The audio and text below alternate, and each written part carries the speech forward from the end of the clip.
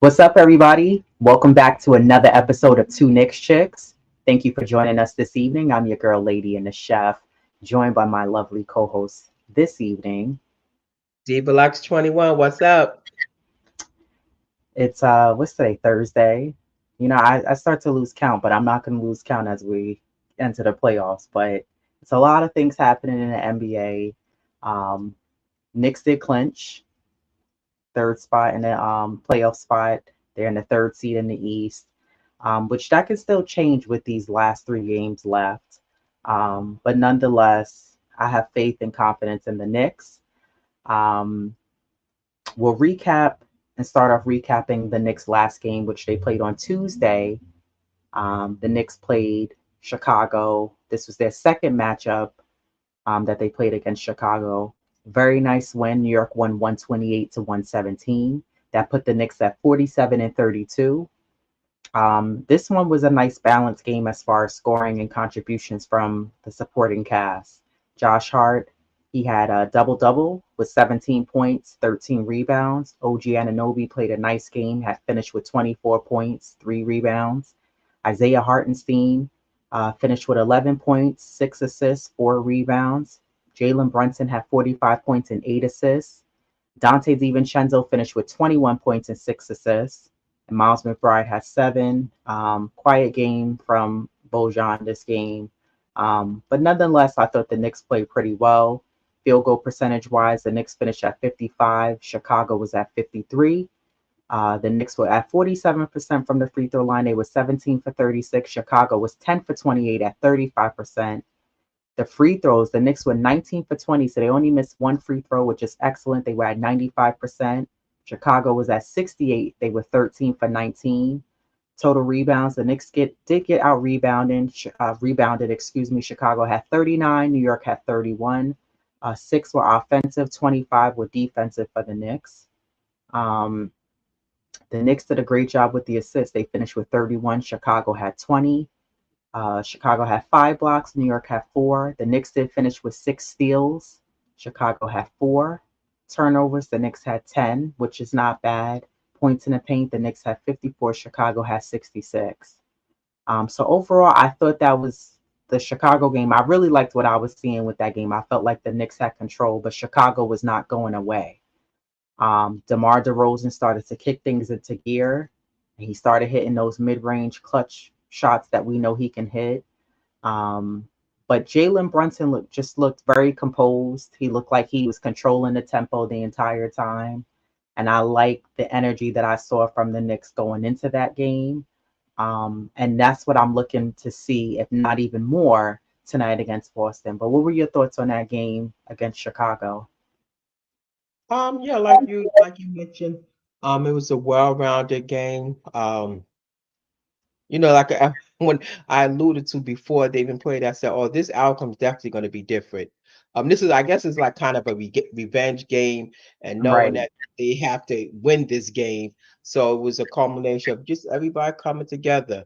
Um, you know, like although Deuce didn't have the best game defensively, his defensive presence, you saw it, Yeah. just being active. So, you're gonna have, like Tibbs always say, if you can't score, there's other ways that you can impact the game, and that was his impact for the game. Right. And hopefully, maybe he'll have a better night. If Tibbs go that route. But overall, they got up to a great start, and we all know when they get up to them slow starts, it's like an uphill battle. Or you can liken it to a hamster on a wheel. You just run around and you playing catch up. So just overall, it was a great game. Like multiple plays was in double figures. So that's a plus. Again, like you said, they had the turnovers. They took more free throws, which that means they was attacking, the paint. So that was a bonus for them. I just love what I saw. I was tuned in.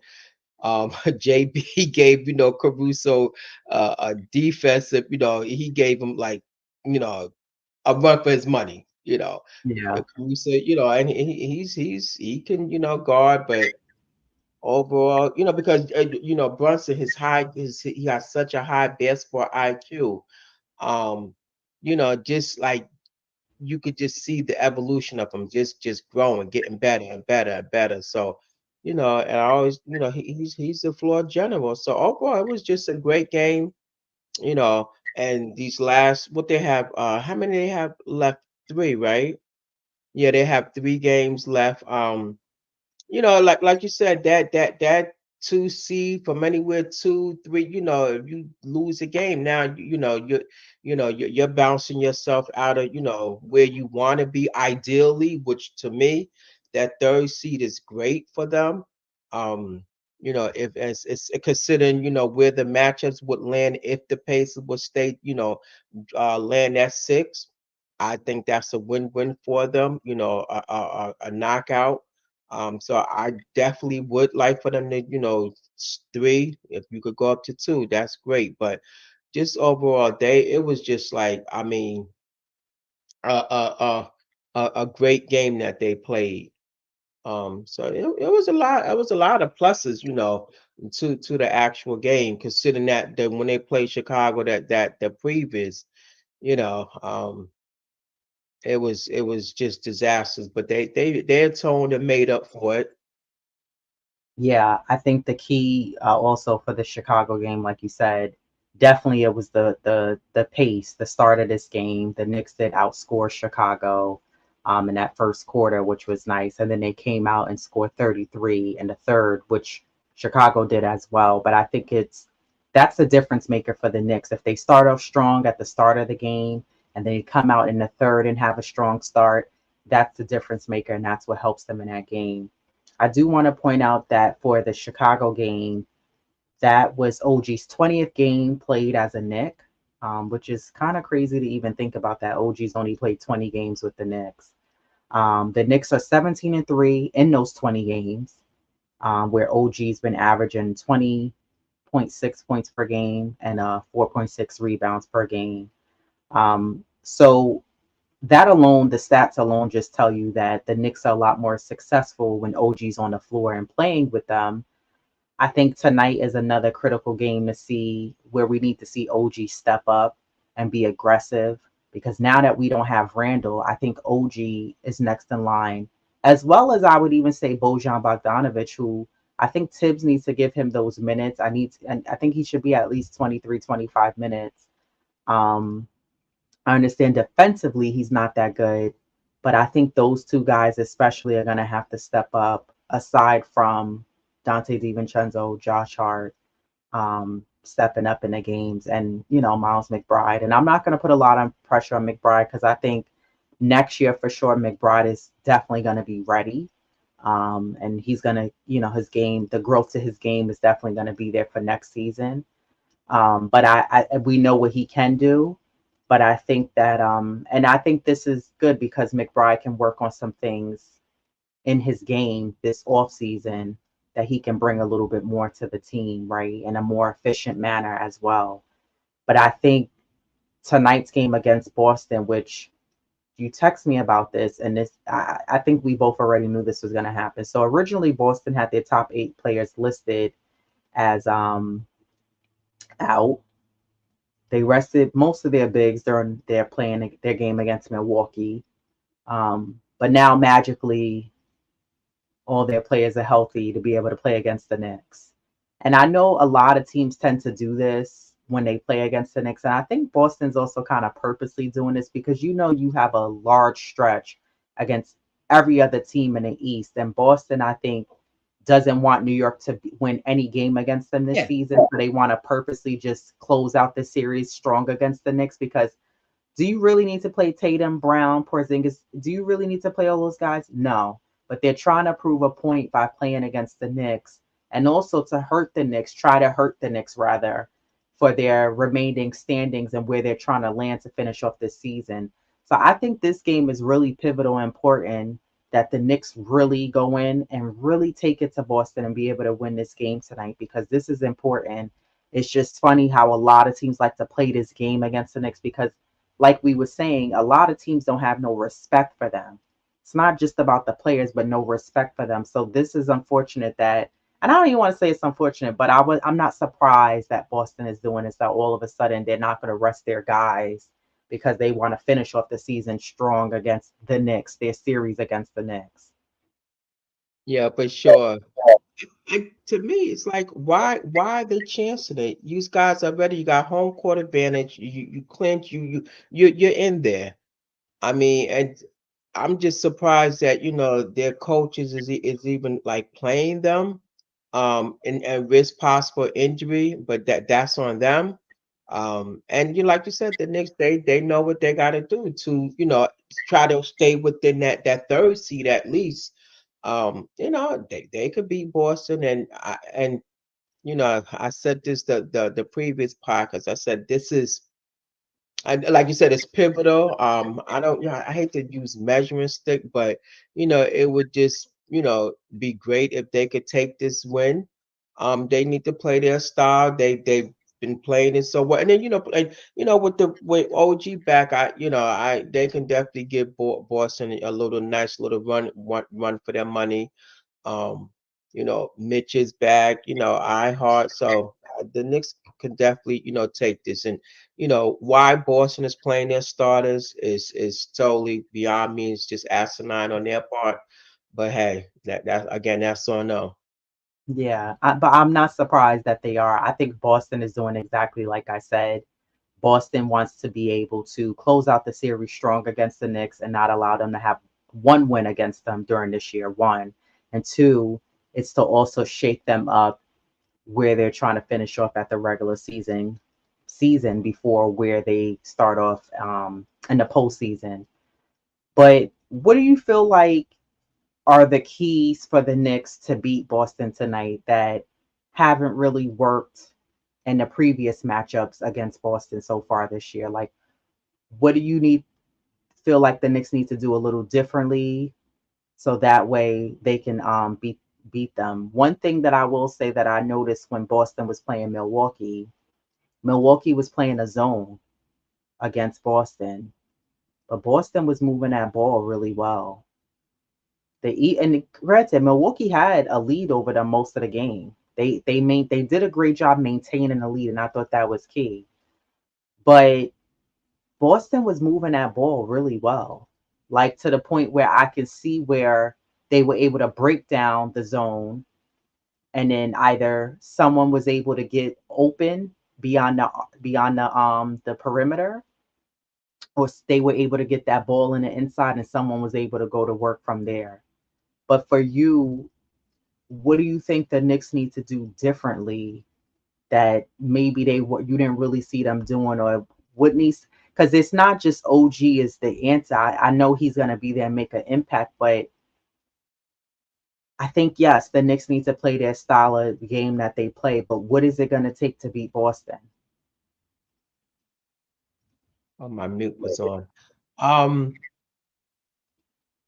you, Boston, they live out that perimeter.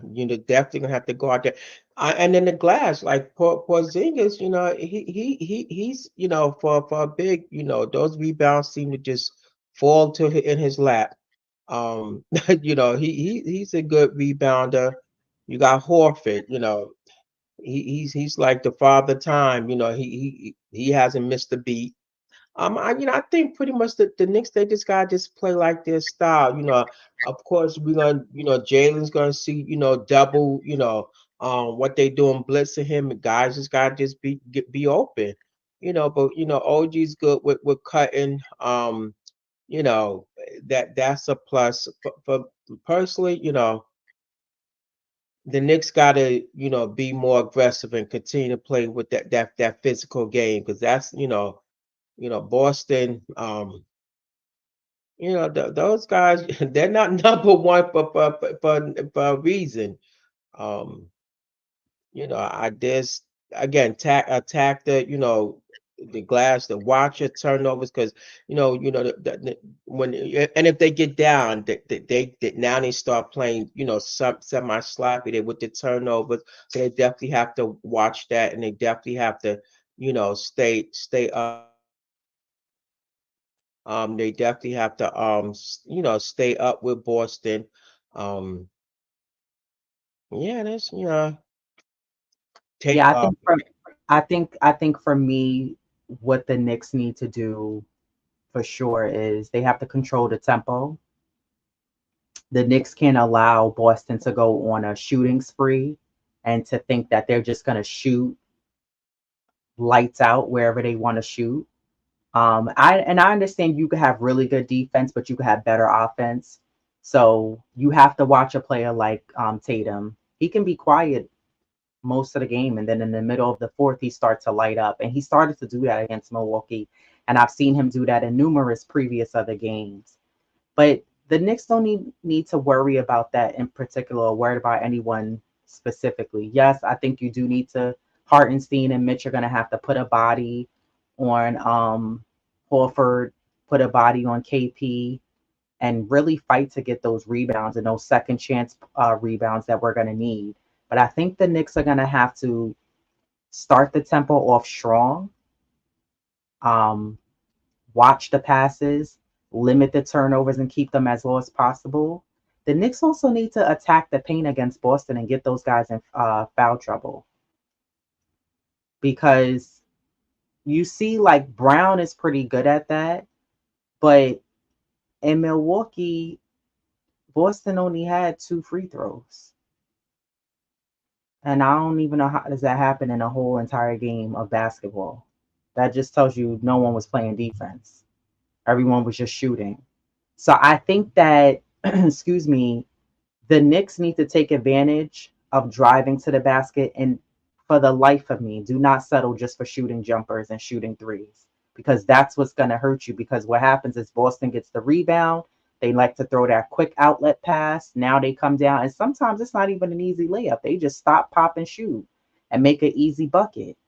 But I think that the Knicks are going to have to, like I said, control that tempo, keep the turnovers down, watch the passes that you're passing, eliminate all of that sloppy crap. Because sometimes Josh Hart, he gets a little too sloppy.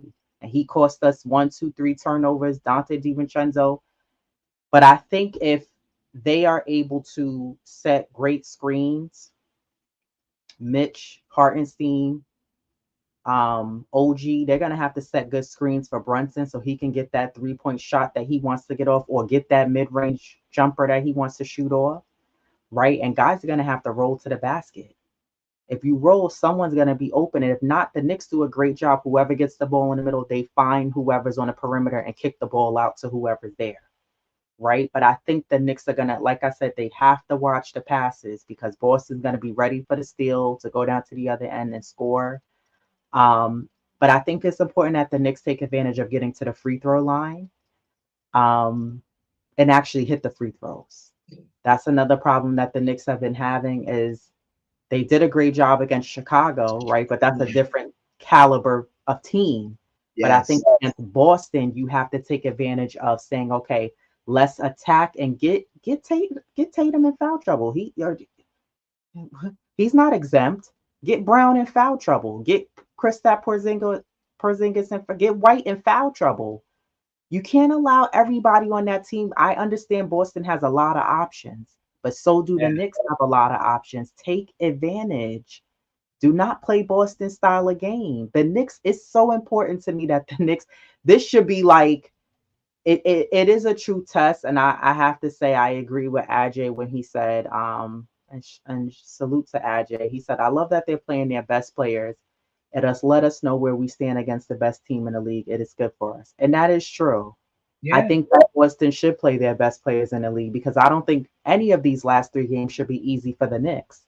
I think these should all be a true challenge for the Knicks going into the postseason so that way we could see what this team could do. And also so the Knicks could be prepared for the toughness of what's coming in the postseason because the level amps up to a different level.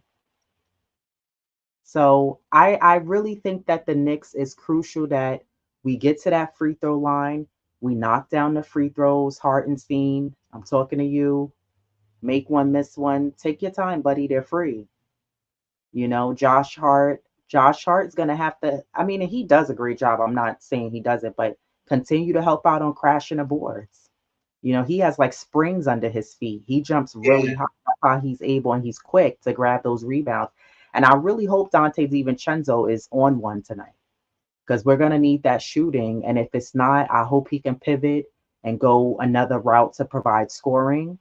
But I think that the Knicks really can take Boston, and I think this proves something even more. Like I said, the Knicks are the underdogs, and I like them being underdogs because they have a story to tell.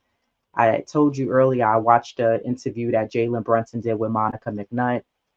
Shout out to Monica McNutt.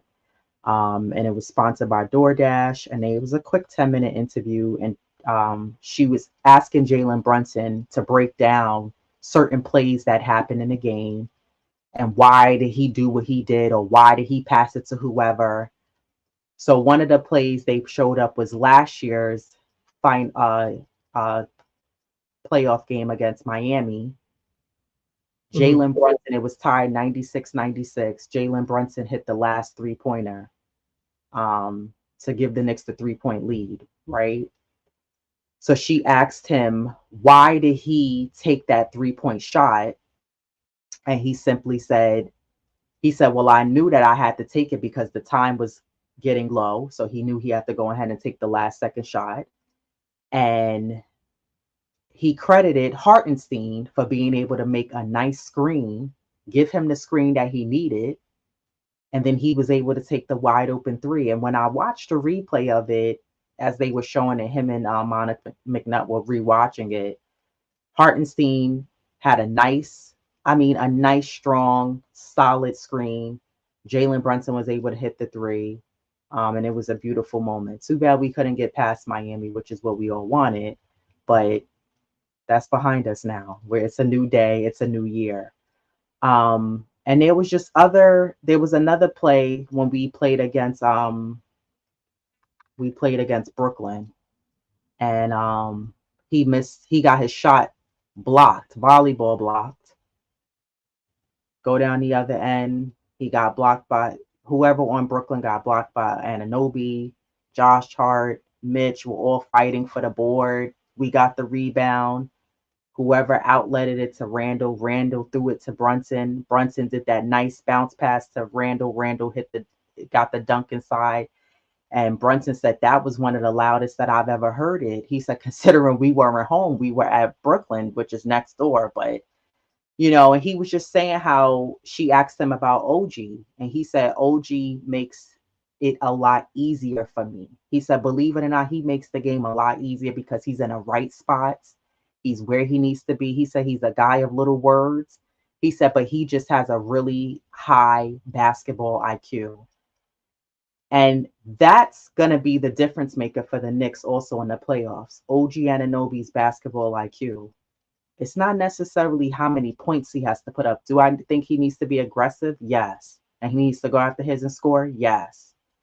But I think the decision making, the IQ is what's going to help the Knicks in the long run in the playoffs. It's those little smart IQ plays or decisions that's going to make the difference make. And the same thing with tonight, I think against Boston. So I just think that it goes back to when, lately you've been hearing a lot of MVP talk about Brunson. And I think part of that, one of the things we were saying is Brunson's brought trust here at this team. He's brought a sense of where guys feel like we can play together, we can make it work together. And I just think it's just guys knowing their role and doing what they need to do. I still think, though, that the Knicks need another playmaker alongside Brunson and someone like Randall. So I think that this team, they're up for the test of what lies ahead tonight and moving into the playoffs. And I'm excited to see what these guys do moving forward. Alongside, I'm looking at what Tibbs also does as well. Going into the playoffs. But I know you already had the Knicks winning these last three games. And I think that the Knicks for sure, I'm not worried about Brooklyn and I'm not worried about Chicago. There's no reason why. I think tonight's game is the game we all need to be watching. And we need to see what this Knicks do against the best team in the league or one of the best teams in the league.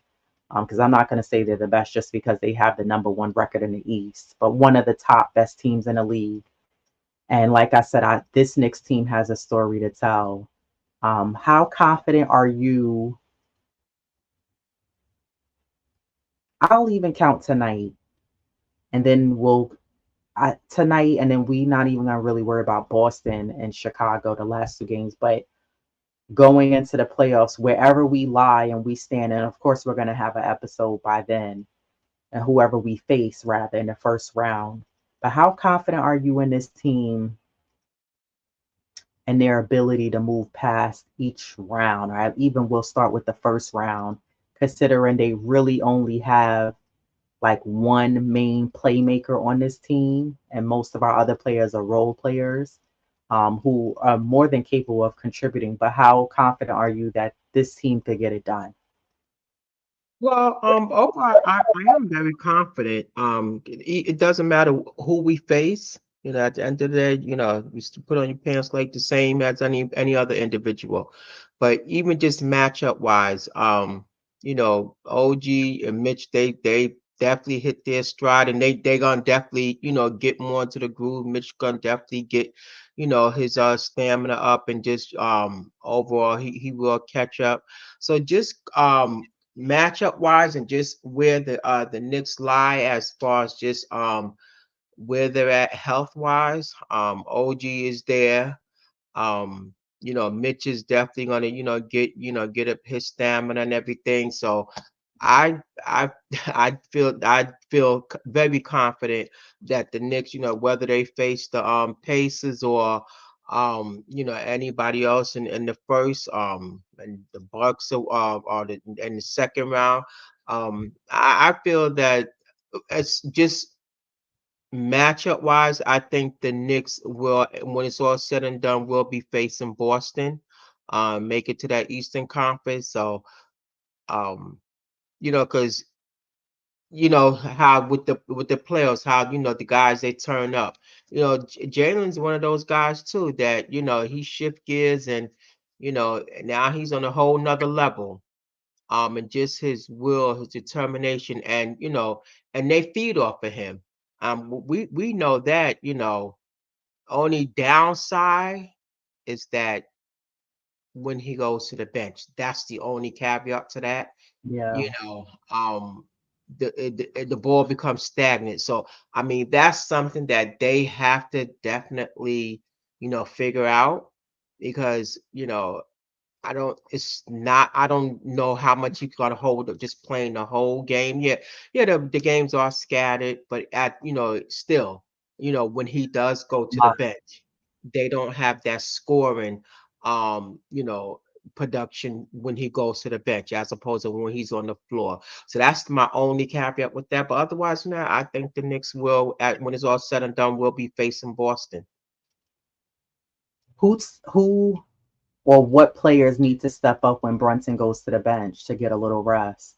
Who needs to take control and be assertive, be aggressive? Like, what guys are you looking for to say, okay, you need to, next man up. You guys got to hold the throne until he comes back in. It's hard because you put Deuce in there, even Devo. I mean, it's hard. If that's the case, you could say Deuce. um you know um we see Josh for whatever, but that's where the problem lies. Who can fill those shoes for when he get that 10-minute breather? Not even.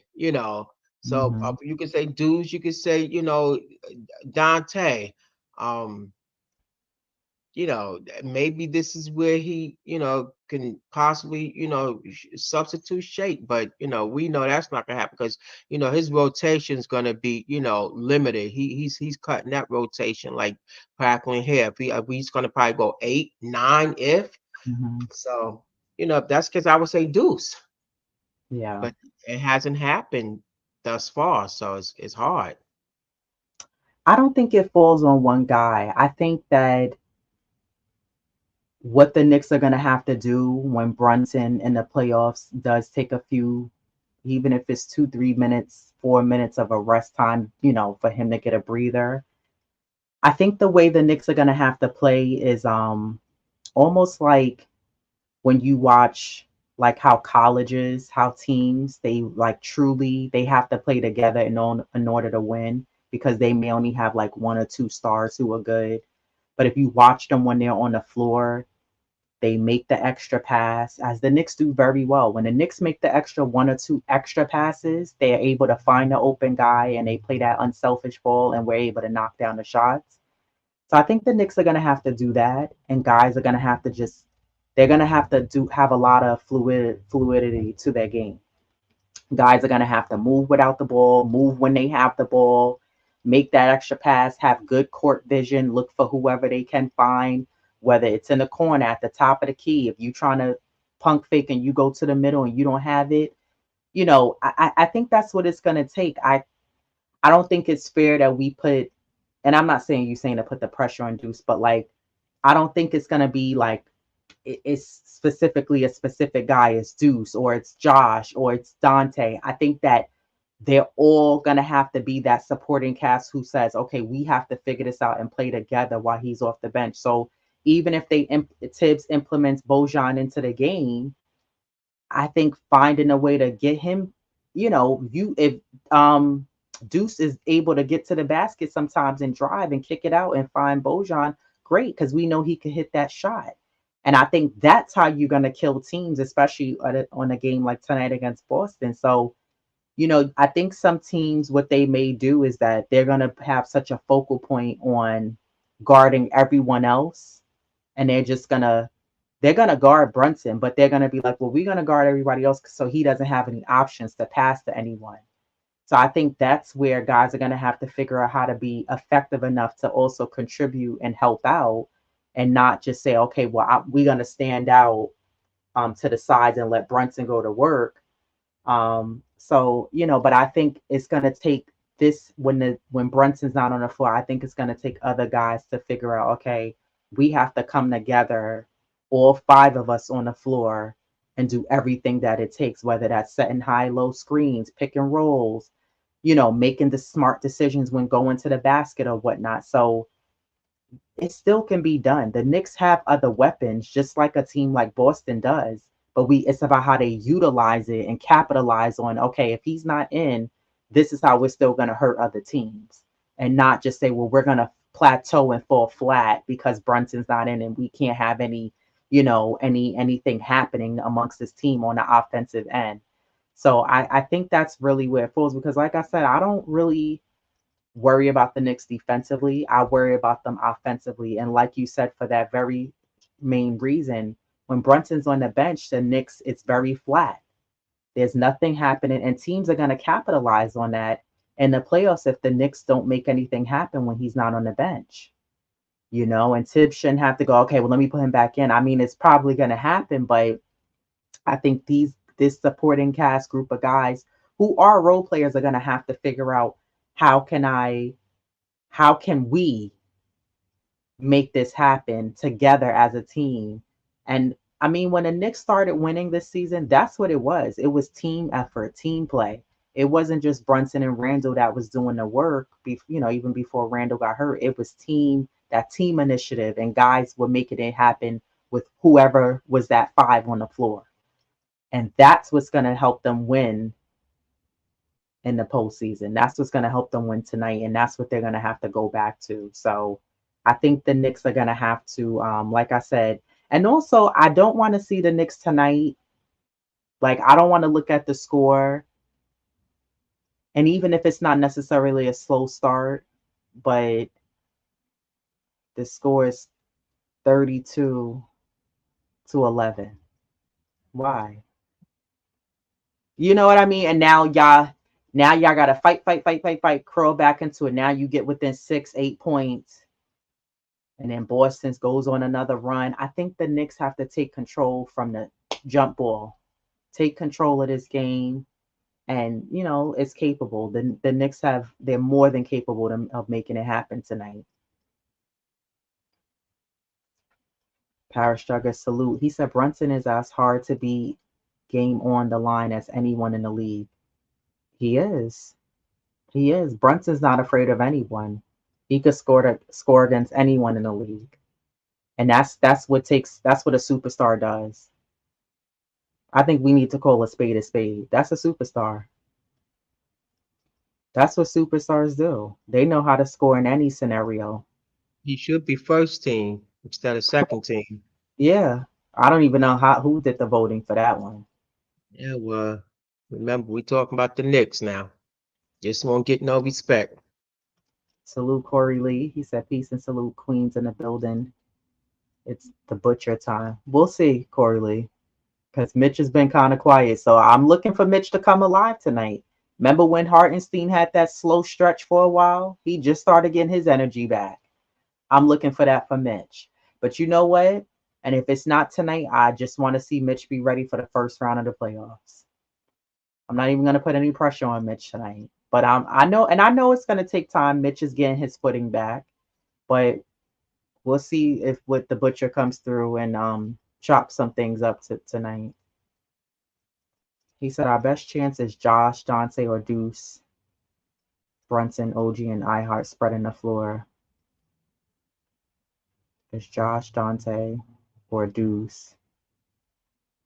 And then I'm assuming you saying Brunson, OG, and iHeart on the floor. Yeah. The thing is though is that I think also Josh Hart, like I said to you before in the last episode, while I appreciate Josh Hart giving you a double double, triple double, I think Josh sometimes doesn't look for his shot. He's not aggressive enough. Or sometimes it's not even just a jumper, like just driving to the basket. Like I don't know, he likes to be the cleanup guy. And that's all well and good. But sometimes I think if he's more aggressive, it can help out. You know what I mean? A lot versus just now. Because if he's not being aggressive, looking for his shot wise, now it just falls on Dante and Deuce McBride to kind of have to make something happen. And we've seen that on certain nights where Josh will do a great job giving you rebounds. He'll steal the ball. He'll drive to the other end of the basket and get an easy layup. He'll make nice passes, but I've seen with times where he does like what I hate what Hartenstein does. Hartenstein won't turn around. He will not look at the basket. He will have his back to the basket instead of turning around and looking to shoot the ball, which is, I don't understand that. But I think Josh, like OG, how we said it earlier, I think Josh has to start being a little bit more aggressive when it comes to scoring points. Because we know Josh can score. And I'm not saying I need Josh to give me 20 points, but I think in certain instances where you know how Josh does a good job when he plays that style of game where he's like a few feet from the basket and he makes those little easy, simple, mid-range, almost floater type shots, and he'll get a couple of those in a row. He needs to do that. Yeah, I because need to he's that.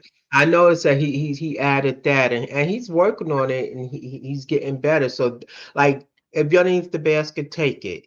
You know, sometimes he has like you said, he doesn't look for it. You know, at times because we see, you know, I mean, what he's had what 6 triple doubles this season. I mean, so he's showing us what he's capable of doing, and this is what you're gonna definitely need tonight. Agreed. This is the time that Deuce is going to step up and do big time.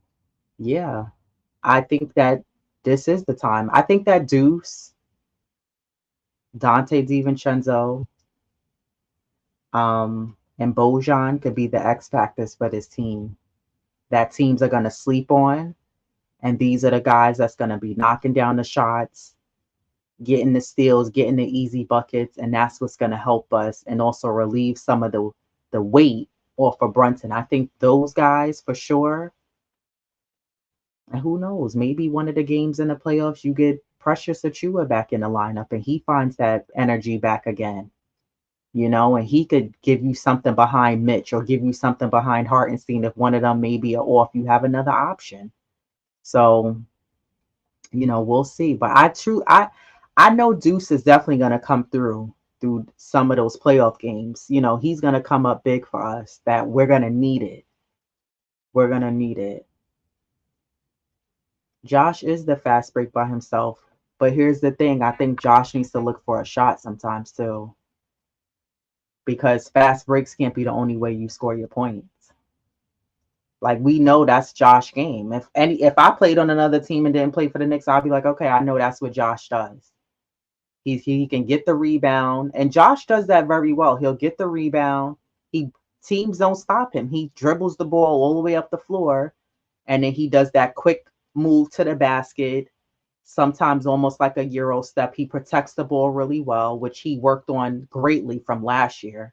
Because last season, what was happening was whoever was guarding him while he was on the fast break, they would tap the ball out and it was hitting Josh, and Josh would complain to the ref, "Yo, he hit the ball." I'm like, "Josh, it went off you. I'm a Yeah, Knicks they were fan," but skipping the ball. right, he wasn't Hmm. protecting the ball well enough. But this season, he's worked on that a great deal, and you see it. But we know that that's Josh Hart's game. He's great at going coast to coast, and he can get you that easy layup. But I'm saying when we on offense and we not on a fast break, who else is gonna go look for their shot? Dante, Josh, Deuce, somebody else. OG gotta look for a shot. It can't just be Brunson. So that's what I'm looking for Josh in those moments where the lane may not be open all the way, but you can stop, pop, and pull up. I think that'll help us out. The secret sauce to this team is we always make sure our best shot makers take all the shots. I agree. That's why I'm saying guys need to be aggressive. You know what I mean? Like Dante has to be aggressive. I'm talking about on offensively, like looking for their shot. Um, and even if they're off, continue to keep shooting. But I think at some point you got to deviate from where you're shooting at and say, well, let me try something a little bit different to put on a point on the board. And maybe that help get you back going. So keep shooting threes, Dante DiVincenzo. You ain't make 10 already. I'm not saying to stop shooting them, but that next 11, 12 shot, let's bring it in a little bit and let's try to get a jumper. And then you could go back to the threes. But I think Dante, Deuce, Josh Hart, and OG are going to have to be, they're going to have to take the offense from here to here to try to, as much as possible. If you can't match where Brunson's at, you got to be very close to there. And again, I'm not expecting them to make the moves and do the moves that Jalen Brunson is doing, but I think that he's going to need some help on the offensive scoring. So those guys, we know they're shooters. Continue to take your shots. And it's true. I don't want to see, even Hartenstein. Like sometimes he'll be open in the lane, and I'm like, he could have shot a floater from right there. I don't know. I think these guys got to be ready to, play aggressively. He played perfectly fine against Chicago, Corey. No, but his wrist, yeah, I think his No, I wrist, know. yeah. I, I'm applauding the fact that he played very well with a effed up wrist. But you couldn't tell. He had a hell of a game. He played through it. But I just think injury aside, OG playing with a knot on his elbow still. Like I think it's the pros. You got to play through it. Unfortunately, because we need them. We need Josh Hart. You need his play out on the court. Salute CM67. He said could have flipped Burks deadline day for true point guard. Agree would have helped. Now let me ask you, who would you have wanted the Knicks to take as the backup point guard? Because who was available? I know we did a show where we were talking about backup point guards, and we had a slideshow actually. We had a few players who were backups. Terry Rozier was one. He wound up going to Miami. What was the guy from Washington?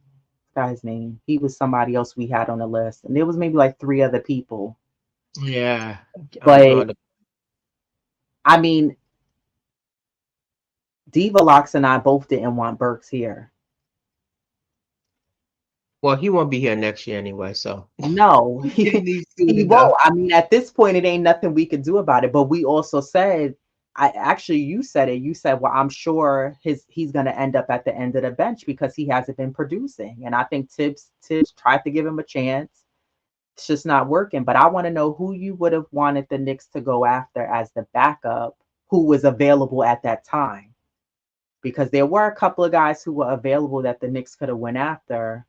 And I agree with you, CM6. I don't think the Knicks should have taken Alex Burks. To me, he's not a point guard. And right now, the only backup we have is Deuce McBride, who is playing very well alongside Brunson, and he's learning and still being a student of the game. But I still do think that in this offseason, Knicks are gonna have to find a true point guard, because you can't just keep having Brunson bring up the ball every single time. That's gonna get played out. So salute B Bowler for life. Oh, I butchered his name. B Bowler for FR. He says salute to Knicks checks. Salute, salute. Tyus. That's who it was. Tyus Jones. Yep. That's who we had named. That's the other he was on our slides. I don't know why the Knicks didn't go after him. What the hell was that about? I mean, really, Paris said we got to just play hard, low turnovers, and Tibbs got to match up size. I agree. And that was something else that I had pointed out about Tibbs. Tibbs has to watch his rotations and the matchups, specifically tonight and for round one of the playoffs. Because it's going to take the team, but it's also going to take Tibbs with the rotations and the matchups. Because you and I were just saying, I had brought up to you, I don't want to hear in the press conference in the first round series, Tibbs gets asked about, at one point you had X, Y, and Z player in, but he wasn't hot. And I don't want to hear Tibbs say, well, oh, I did that because he would have had, we needed a good defense, and then I was going to rotate who was hot back in. I don't want to hear it, Tibbs. Don't even get us in that situation, because at the end of the day, he's the coach. So if Tibbs pulls somebody out because he thinks we need this, and there was another game. What was the game that we lost? And you said, why was Deuce McBride guarding? It's Shay. It was OKC. And you said that wasn't a good defensive call at the end of the game because Deuce McBride shouldn't have been guarding SGA. My opinion, not the height wise. I mean, and it was a bad matchup, defensive call anyway. But But maybe Tibbs probably did that because he felt, because of the caliber of defensiveness that Deuce brings. yeah, Maybe could that's be. Yeah, why. for But sure. I agree with you. The height is what killed, wasn't a good idea at the end of the day. I think he just got lost in the switch. So, that was a great play on SGA's part. So,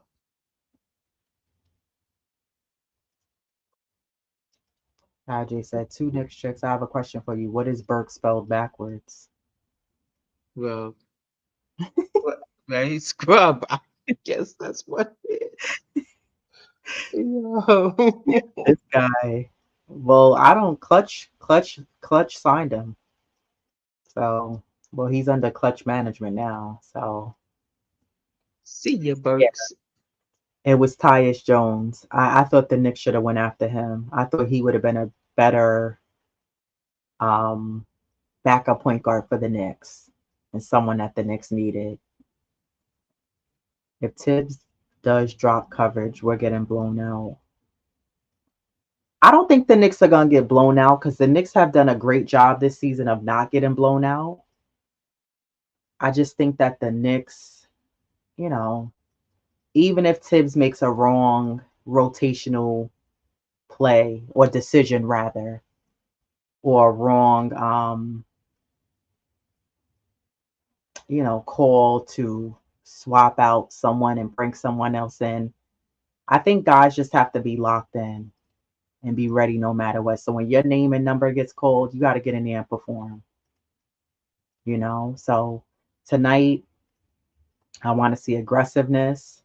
I want to see Mitch and Hartenstein dominate. I want to see the Bulls being blocked from, because they playing in Boston, right? Yeah. Yeah.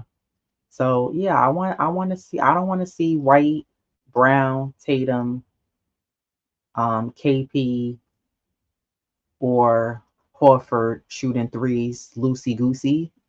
I don't want to see that. Turnovers down low. I want to see the Knicks score in the paint. I want to see the Knicks be aggressive enough to get Boston players in foul trouble, and the Knicks capitalize on the free throw line. High energy in the start of the game, high energy right after halftime, at the start of the third. And I want the Knicks to make some noise because it's time for people to start putting some respect on their names. So, yeah, I mean, I think tip Yeah, off starts in like 10 minutes. Um,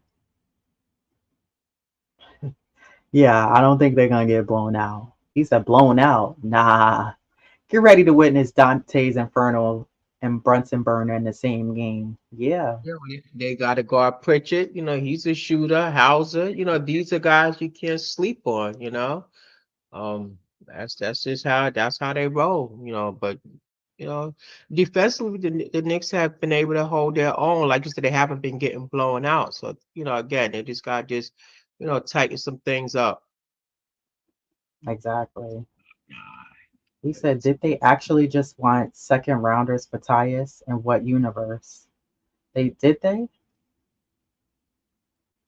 I mean, listen, I don't think given Washington,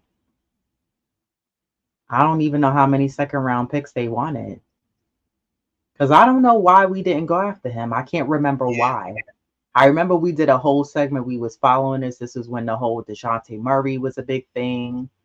Mhm. I know someone in our last episode brought up we should have possibly went after DeJounte Murray. Someone else said we should have just kept Grimes instead of going with Burks. But I think some people don't realize when you watch what like McBride does, Burks wasn't giving us that. I mean, excuse me, Grimes wasn't giving us that.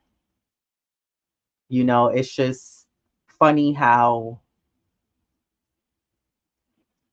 Deuce wasn't even getting any burn. He was getting lucky getting 2, 3 minutes, four Yeah. minutes. And Hmm. Tibbs started to trust him. But Grimes, even if Grimes wasn't starting and he was coming off the bench, it just I don't know, it just wasn't clicking there yet for Grimes. So, and Grimes has been out. I don't know why he was sitting out. I saw he was on the bench the last couple of games for Detroit, No, he's out for the season, for the remainder of the season. That's why. and people wanted to keep Grimes. I don't understand that. Salute Eddie C. He said salute Salute. to the chat. AJ said we have 231 second round picks we can afford. Yeah, I just wonder who was the call. What was the calling on that one? Why didn't the Knicks go after Tyus Jones? Because you mean to tell me y'all was more comfortable taking. I don't know if that taking Alex Burke had to do the other part of it was because well he was already a Knick. Yeah. Yep. Of Be- course. First of all, him and Bojan is like two separate. One is shooting up here, the other one is nowhere near compared to where the other one shoots. And Alex Burke was stinking up the joint since he got here. Yeah. So that just wasn't it just he just I think I was telling you one of the games I watched him drive into three players on the defensive end. He drove into a wall and they didn't even have to do anything. They just had their hands straight up. I said, why does he keep doing that? Why do you keep driving into a wall of traffic? Yeah. Power shot. I keep Grimes over that trade. Grimes will be really good once he's a veteran. Yeah, a veteran.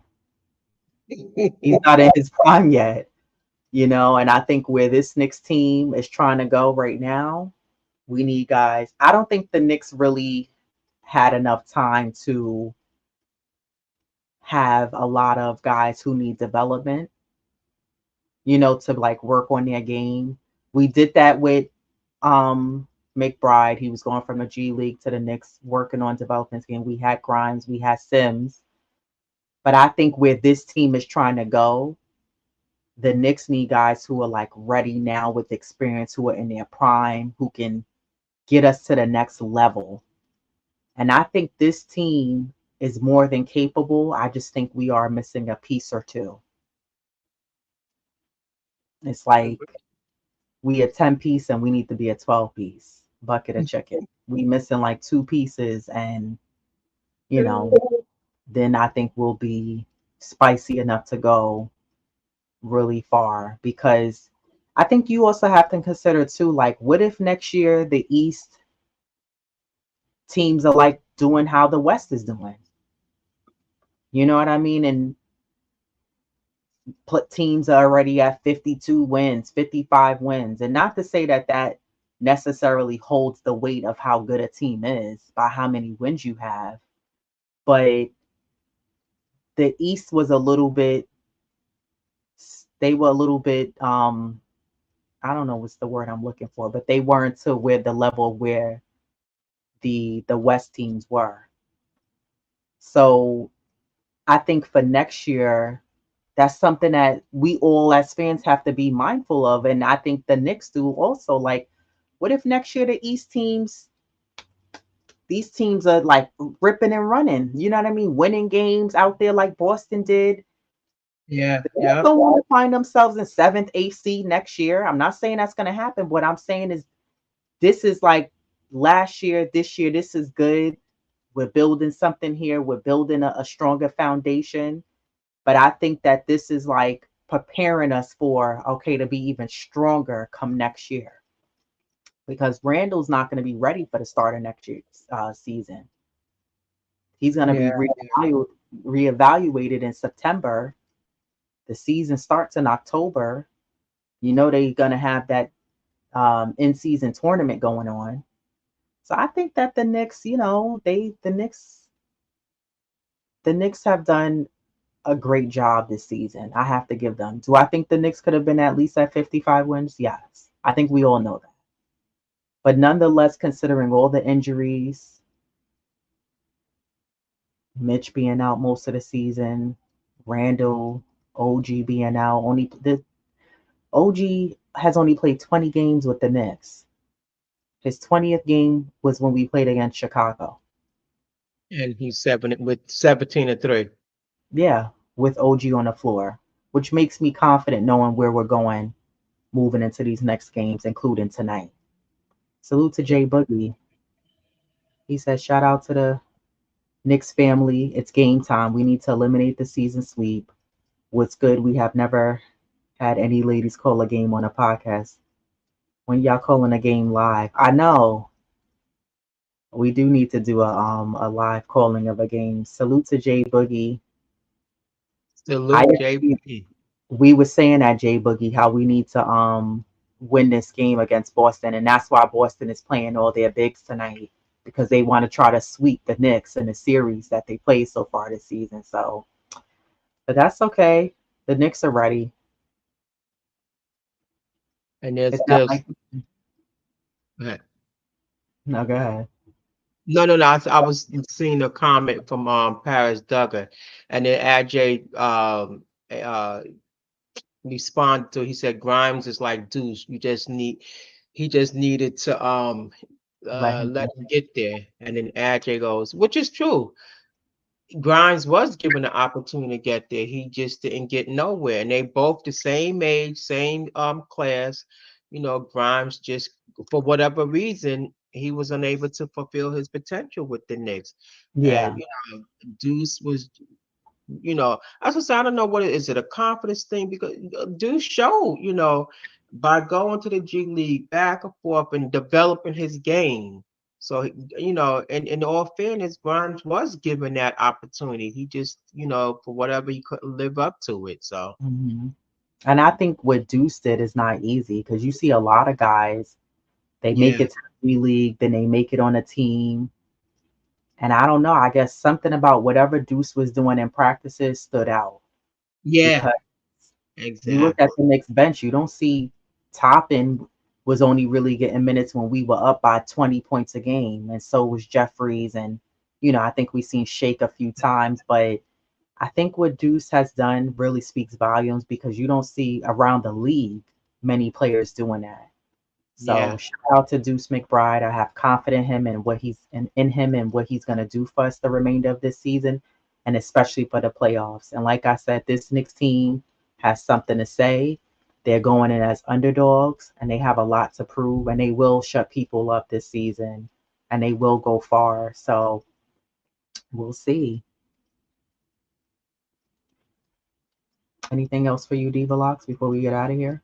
I'm just reading this chat. Yeah, nah. Well, we know the Knicks, they're gonna go 3-0 for these next three games. So Exactly, and finish off the season strong. We will be watching. I don't know. Let me check really quickly. Who? So they don't matter. I was the team. I was like, they don't matter. So tomorrow, Orlando plays Philly.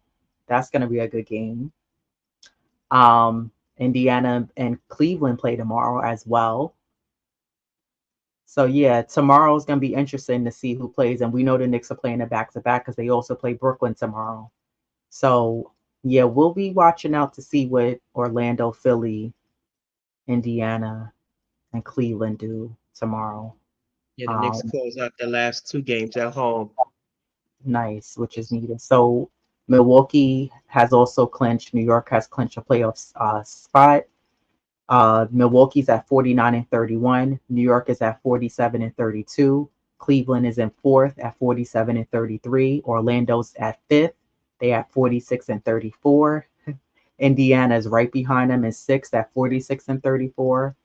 And Philly's climbing their way up. They're in seventh at 45 and 35. And Miami is back in eighth at 44 and 36. Yep, the game is on. We got it. Yeah, the Oh, game is on, everybody. Salute to the chat. Just Nix, Parish Duggar, Ajay, Cotton Candy, salute. Um, Daniel Berry Sports Highlights, salute. Haven't seen you here before. And if you have, my apologies, but subscribe to the channel. Thanks for tuning in to us. Corey Lee, salute. Go subscribe to the 718 Boys. Watch them, check them out. CM67, salute. And Eddie C, salute. J Boogie for joining us. Game is on, everybody. Enjoy it. Until next time, everybody. Let's go Knicks. Let's get this win against Boston. Peace. peace.